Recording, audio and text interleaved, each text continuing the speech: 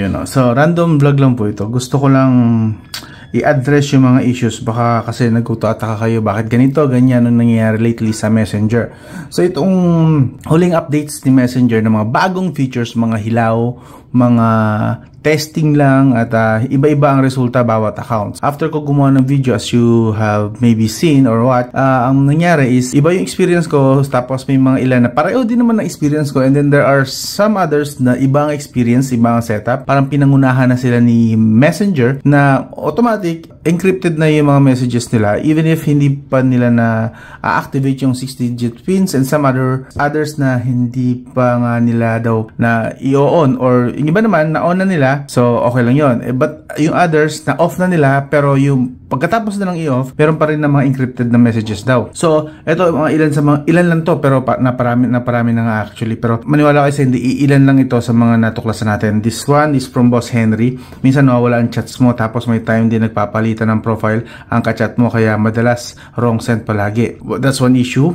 This one is, update ko lang po. Pag-check ko ng convo namin, ang nakalagay end-to-end encrypted, then hindi ko nalang pinansin kasi sabi mo normal na lang, and sunubukan kong sanayin sarili ko at hindi makaramdam ng bother dun until after kong reinstall yung Messenger, reinstall pag-check ko sa convo namin, nag-reset yung convo. So, okay na sana, and then yun nga lang, ni-reinstall niya, uninstall then reinstall. Ang nangyari, then saka nawala yung convo. As in, na-delete lahat ng newest chat, tas bumalik dun sa last chat kung kailan hindi pa nag-update si Messenger. I was so furious after seeing that one dahil sobrang daming chat namin ang nawala. So, sinagot ko nga siya rito, no?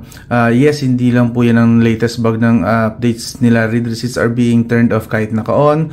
Calls are ringing pero wala naman daw natanggap na call. Yes, totoo po ito. Mamaya ipapakita ko sa inyo ng mga testament din na yun din ang nangyari sa kanila. Call daw sila ng call, nagre-ring naman pero hindi natatanggap nung tinatawagan nila yung call. Walang ring sa kabilang line. Anong nangyayari kay Facebook, di ba? Anong nangyari dito sa latest updates nila? Turns out this video is useless. So yung ginawa kong last video, useless yun kasi pinadalan tayo ng updates and changes na unstable and full of issues na parang ginawa tayong beta testers ni Meta. So this concerning masyado kasi talagang literal ginawa tayong beta testers ni Facebook. Ito pa. Another one from Boss Corbin Soliluluduit. Kainis na update na to. Ang daming bug, hindi na ma-open Messenger app ko. Sa kanya naman hindi na ma-open ang Messenger app. Palagi nagka-crash and tinatry kong i-open. Another and different experience naman itong kay Boss. And then this one, another one buisit yung end-to-end encrypted. Hindi ako maka-v-call. Pero pag pinatay ko, nare-receive yung call. Pero pag tumawag ka, hindi.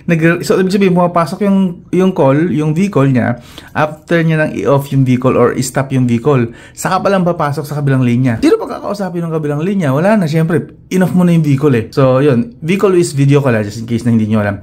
Tumawag ka, hindi nagre-ring kahit tawagan ka ng iba. Hindi ko rin nare-receive yung tawag. Super buisit. So, another experience na naman. Iba rin naman ang experience na ito. So, bawat account ba ito? Iba-ibang experience sa end-to-end encrypted. And actually, hindi lang end-to-end encryption ng issue dito. May mga other issues pa. Ito naman, post naman to. Mga idol, paano to ayusin? Kahit naka-off na end-to-end encrypted chat ko, ganyan pa din. Na-try ko na din yung iba. Sa YouTube, ayaw pa din. Sana po may makatulong. So, another issue. And then this one, good day sa ating lahat. Tanong ko lang po kung paano solusyonan itong Messenger. Bakit hindi ako makatawag o makapag-v-call? Pero sa iba naman, makakapag-v-call naman ako. So, may mga account na pwede niya i-v-call. May mga account na hindi niya pwedeng i-video call. Wow, bakit po nagkakaganon na few second o wala pang isang segundo ganyan na agad nagpapakita? Did not answer. So, another issue from Boss Nadella Arnold, and this one from Boss Cassandra Carlos, something like that. Gusto kong maibalik ang old chats namin ng BF ko. Ang chat na lang namin since kahapon na lang. Paano to? Nakaka-frustrate na wala ang 3 years conversation namin, boss. Ito nakakapagtaka. Kasi ang alam kong apektado lang ng end-to-end encryption is kung kailan nag-start lang yung update. But this one, bakit 3 years yung nawala sa convo nila? Bakit naging 3 years? So, another bug na naman na hindi natin maintindihan. And sadly, wala tayong fix sa ganitong mga sitwasyon. Ang access dito kasi, ang control dito is kay Meta mismo, kay Facebook, kay Messenger. Tayo mga users, wala tayong access dito. Hindi natin alam kung paano i-recover. Katulad yan, 3 years worth of conversation na wala. So, iba rin ang experience nito. Again, iba to sa ginawa ko na sa video. So, turns out, iba-ibang tao, iba-ibang account, iba-iba rin ang experience nila. Iba-ibang bugs, iba-ibang issues, iba't ibang instability ng new features na sinend nila. Iba-iba bawat account ang issue, di ba? And then this one, galing naman kay Boss Peter Naipsu. Bakit di ako maka-video chat or voice call sa mga parents, friends, etc. ko except sa jowa ko? Buti siya, di ba? Nakakausap niya pa yung jowa niya. Yung iba kasi hindi na talaga daw makausap ang jowa at nawala pa ang conversation ng 3 years. Yeah, pero hindi niya maka-call ang kanyang parents and friends. How come? Ano nangyari doon? Again, wala tayong fix yan kasi ang issue rito is about kay Meta. Yes, sadly, itong video na to, wala po tayong may offer na solution. But, may purpose po ang video na to ba't ko ginawa. Unang-una is, gusto kong bigyan sana kayo ng options na wag niyo na masyadong iasa. Please, wag niyo na masyadong iasa ang inyong messaging chats, yung reliability niyo, bawasan niyo sa kay Meta, kay Facebook, kay Messenger. Bawasan nyo po ang reliance nyo kay Meta Messenger. Why? Kasi nga ganito ginagawa nila. Ginagawa nila tayong beta tester. Iba-ibang effect, iba-ibang account, iba-ibang nangyayari, iba-ibang issue, iba-ibang bug. Maybe, it's about time. Maybe. And I'm not saying na totally i-abandon nyo ang Messenger. Kasi hindi nyo magagawa yun. I'm sure. Hindi nyo magagawa na i-abandon ng Messenger app kasi yung mga friends, parents,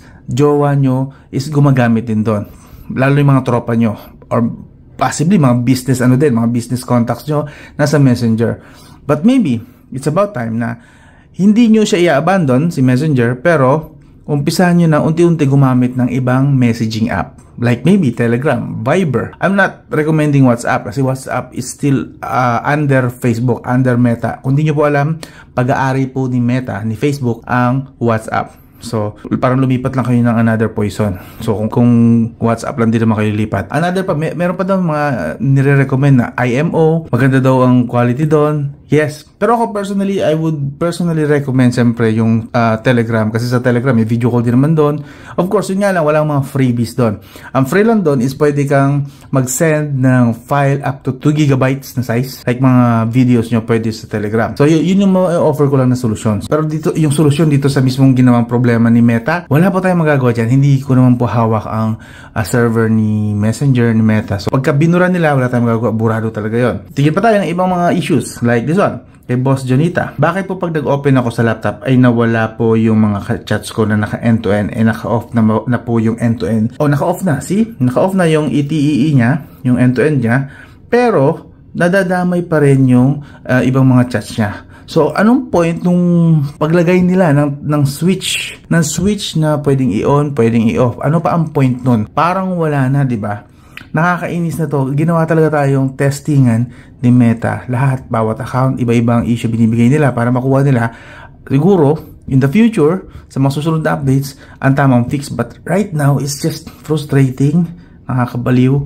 Kasi magbibigay ka ng itong solusyon, magsasuggest ka ng ganitong solusyon, turns out na yung solusyon na yun hindi applicable sa ibang accounts. Kasi iba naman ang nangyayari sa ibang accounts. Naiintindihan nyo po ba?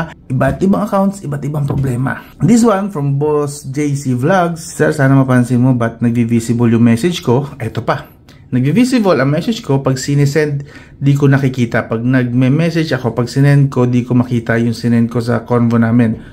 Sarili niyang message, hindi niya makita yung message niya. Siya nag-send ng message, hindi niya makita. So, another problem. Ngayon ko lang din na-encounter to, no? May ganun din palang issue. Sarili mong chat, hindi mo makita. What is wrong with Messenger, di ba? So, Lakwatserang Probinsyana, ito yung problema ko. Nag-auto ETE ang Messenger ko. Walang nare-receive na messages at calls. Ang mama ko, kahit nagsisend ko naman at nagre-ring ang Messenger niya. See, this one, medyo nakaka-bother to. Kasi akala mo, dahil nagre-ring, kumukonek na yung call. Turns out, sa kabilang linya, yung tinatawagan mo, hindi niya nakikita na nag-ring. Walang ring, walang anything na nag-i-indicate na may call siya na dapat sagutin. Wala. Like this one, like this issue. Another one from Boss Lakwatserang Probinsyana pa rin. Yung case ko naman po, mula nung naglagay ako ng PIN code, bakit, ito, tinurn on niya dito ang ETE, ibig sabihin PIN code siya. Bakit sa tuwing tinatawagan o message ko mama ko, parang wala siyang marireceive? Same issue, actually, ito yung mas mahabang version pala nung sinabi niya, no? Kapag check ko naman dito sa phone ko, messenger ng mama ko, nandun naman. Maapektuhan ba messenger ng mama ko sa paglagay ko ng PIN code sa personal account messenger ko? Siyempre hindi, di ba? Kasi magkaibang account yun. Mukhang na-interrupt nung settings ng messenger account niya dun sa messenger ng account din ng nanay niya, since sa same parehong app niya yata inilalag in. So this is another problem, another case of ano na naman, ng issues na hindi natin kayang solusyonan. And this one, Allen Patrick, thank you for the video, pero napansin ko na hindi na makapag-search sa conversation. Ito, hindi ko to alam hindi ko rito napansin nung una, pero lately napansin ko na nga na hindi na din daw pwedeng mag-search ng conversation or ng parang search ka ng isang word or may search ka na something sa conversation nyo. Like this one, sa isang contact na naka-enable ng end-to-end encryption. Sinubukan kong i-turn off yung end-to-end pero hindi pa rin bumalik ang search button. May idea ka po ba kung paano ibalik ang search button? Siyempre wala kasi wala naman tayong access sa server ni Messenger and Meta. Another issue ulit. Nag-auto-enable din ng ETE sa Messenger ko. Tapos napansin ko yung mga contacts ko na naka-enable ang ETE. Hindi na lumalabas yung mga shared media naming dalawa. Ito, hindi ko alam. Pero sa akin na-encounter ko pa naman na andun pa rin yung mga media na shinare namin ng mga family and friends ko, mga kapatid ko. But this one sa kanya, hinawala naman daw yung mga shared media. So, hindi lumalabas yung search button para dun sa conversation. Another one, kagaya yung kanina. Pag nag-scroll up ako para balikan yung mga previous chats, ayaw na ma-retrieve yung mga dating messages. The same thing is happening kahit nag-turn off na ako ng ETE, nag-turn off na siya, wala pa rin nangyayari. So, basically, unstable at hindi reliable pa yung switch on and off ng ETE or ng end-to-end. Useless yung mga tutorials na nababasa nyo, napapanood nyo sa YouTube ngayon, and even yung mga nababasa nyo sa mga websites. Useless kasi buggy, hindi alam kung anong totoong magiging resulta kapag nag-switch on and off ka ng mga new features na ito. Walang kasiguruduhan kung ano pa mangyayari, yung on ba ay on talaga or yung off ba ay on pa rin or yung off ba ay off talaga. So wala, hindi natin maintindihan. And this one kay Boss Okix, yes, because we are good beta testers, wala pa silang babayarang sweldo. Yes, exactly, tama po Boss Okix. Beta tester tayo yung libre. Kasi sa totoo lang ang beta testers, binabayaran po yan, sinuswelduhan, may sahod. Pero tayo mga Pinoy, mukhang ginawa tayong beta testers na ni Meta. Wala pa silang babayaran. Free. Dapat may sahod. Kapag ginagawa nila ito sa isang app, may bayad po dapat yun, may sahod. Dati din akong beta tester sa ibang app nga lang. But yes, this one dito nakalibre sa atin sa mga Pinoy. Nakalibre si Meta. Si Mark Zuckerberg nakalibre ng beta testers. Wala siyang kailangan pasahurin sa atin. Yun. Ginamit talaga tayo dito ni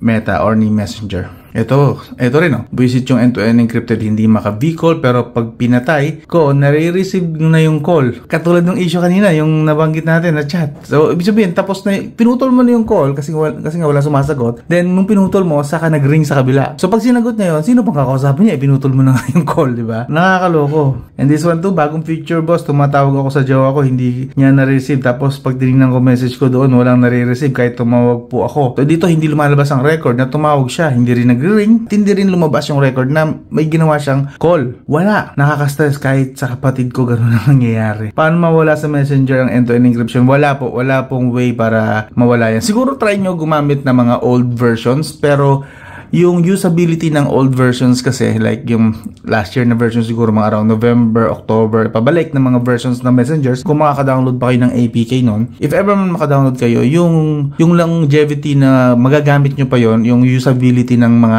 old version is limited lang po. Like a few months lang mawawala na rin yung access nun sa server ni Meta. Siguro this week and another 1 month magamit nyo pa yung old versions ng Messenger na walang encrypted na support, pero pansamantala lang po yun. Ang kailangan natin ay solusyon, and yung solusyon na yun manggagaling lang kay Meta, kay Facebook, kay Messenger. So yun, sa mga, again, nagtatanong, wag po muna kayong mag-rely sa mga video siguro na siguro gamitin yung ibang mga features na pwedeng very usable, pero the end-to-end encrypted na mga messages or yung ETE na tinatawag, yung encryption na bagong feature ni Messenger, wag nyo na po munang pakialaman. I would recommend, highly recommend ko na i-turn on nyo na lang lahat. Wala pong mag-off muna ng end-to-end encryption. I-turn on nyo na lang. Why? Kasi yun ang ipinupush ngayon ni Messenger. Yun ang ipinupush ni Meta. Gusto niya lahat mag-end-to-end na lang. So, para walang conflict, kasi yung iba kahit na nag-turn off, naka-turn on pa rin sa ibang chats na hindi nag-turn off, parang ganun nangyari, or iba nag-turn off nga pero may mga times, may mga chats na nag-auto turn on daw kahit na nag-off na sila. So basically gusto talaga ni Meta na lahat gumamit ng bago nilang features na end-to-end encryption messages. So lahat po i-turn on yun na lang. Ang pinaka-the best na lang po na sitwasyon dyan, since mahirap tandaan na nga yung password, mahirap ang tandaan or dagdag tandain pa itong 6-digit pin, is isulat nyo na lang somewhere, sa papel, sa notebook, or sa notepad, or anything na pwedeng safe na kayo lang pa rin na makakita yung nakalagay sa wallet nyo maybe. So yung ganon, kung makakalimutin lang naman kayo, pero kung hindi naman kayo makalimutin, try to remember yung Facebook password nyo and then the 6-digit pin para sa end-to-end. Otherwise, mawawala po lahat ng mga chat history nyo, wala kayong magagawa, wala rin tayong magagawa, at wala pong magagawa ang kahit sino kasi yung chat history po is nakasave po yan sa server ni Facebook. Okay? Ang may access lang po sa server ni Facebook is si Facebook. Yung mga tao nyo doon, mga developers doon. Tayo mga normal na nila lang, yung hindi na nakikigamit lang ng messenger nila, no choice. And of course, ulitin ko, try nyo na gumamit ng iba. Mag-try kayo. Like I said, hindi nyo kailangang i-abandon na ang messenger kasi nandun malamang yung majority ng mga contacts nyo, mga friends nyo, tropa, and even baka may kinalaman sa business and work staff nyo, mga trabaho nyo nakakonect din doon. So, huwag nyo i-abandon na ng tuluyan ang messenger. But, please, dahil after nangyayaring to, kapag hindi pa rin kayo naghanap ng alternative or nag-try man lang, kahit try man lang ng alternative na messaging app, like I said, Viber, Telegram, IMO, at kung ano pa, pwede mag-suggest kayo sa comment section. Mag-try din kayo and unti-unti akitin nyo yung mga kakilala nyo, tropa nyo, parents nyo, mga kapatid nyo na gumamit ng ibang chats. Or maybe bumalik kayo sa text. Uso naman na ngayon ng mga promo na may data, na may kasamang text. May mga ganun namang promo. Maybe bumalik na doon. Why not? May mga RCS na rin naman po ngayon. Sa RCS po, ibig sabihin po nun, text pa rin po siya, Google Text, Google SMS, pero sa RCS po kasi pwede na rin kayo mag-send ng mga media. Voice, pictures, videos, even that. Pero siguro gawan ko na lang ng separate na video kung paano gumagana ang RCS ng Google Messaging. And dito po sa Google Play Store, this is Google Messages. May RCS support na rin po kasi ito. Gawa ko na lang siguro ng separate na video yan and maybe para ma-maximize nyo ang paggamit ng RCS. Alright? Yun. Again, ito pong video na to is to inform you guys na yes, nakakabahala itong bagong mga updates kasi wala po sa kaayusan, unstable, hindi maintindihan kung ano talaga ang nangyayari sa end-to-end. And gaya nga na sinabi ko, wala po tayong fix kasi ang fix po is na kay Facebook lang. So I hope kung naranasan nyo yung mga sinabi ko rito, yung mga pinakita ko sa inyo ng mga issues ng ibang mga users din, wala, ganun talagang nangyayari ngayon. That is why I highly recommend na mag-try muna kayo ng ibang mga messaging apps sa Google Play Store. Ang dami po mga alternatives dyan. Try nyo. Personally, Telegram, kasi doon marami kayong parang social media na rin yun eh. Try nyo ang Telegram din, minsan. Or other apps. Hindi nyo kailangan sundin yung sinabi ko. Try nyo other apps. Mag-research kayo. And sa mga may mga alam dyan, maraming alam dyan ng mga messaging apps. Please do suggest it in the comment section. Use the comment section. Suggest nyo naman para may idea yung mga kasama natin dito sa tech community. May mga ideas sila na masasabi natin na makakatulong sa kanila. Alright? So, hanggang doon lang. This is Codman. Sensya na, wala tayo yung solution today. Hinahanap pa natin. This is more like FYI lang to. Need to know basis para hindi na kayo nagpapanik, hindi na kayo nagtataka anong nangyayari, bakit magkakaiba tayo ng experience, magkakaiba tayo ng bugs sa Messenger. Iisang app, magkakaiba ng frustration, iba-iba ng issues. So yun po ang purpose ng video na to. So hanggang doon lang. I hope consider nyo mag-subscribe, like, and share. Kasi after ng video na to, maghahanap ako ng mga possible, no promises, pero possible na solutions and fixes dito sa mga issue nila. And gagawin din natin yan ng video. And para maging updated kayo, please do consider subscribing, liking, and sharing. Hanggang doon lang, this is Codman. I'll talk to you again soon.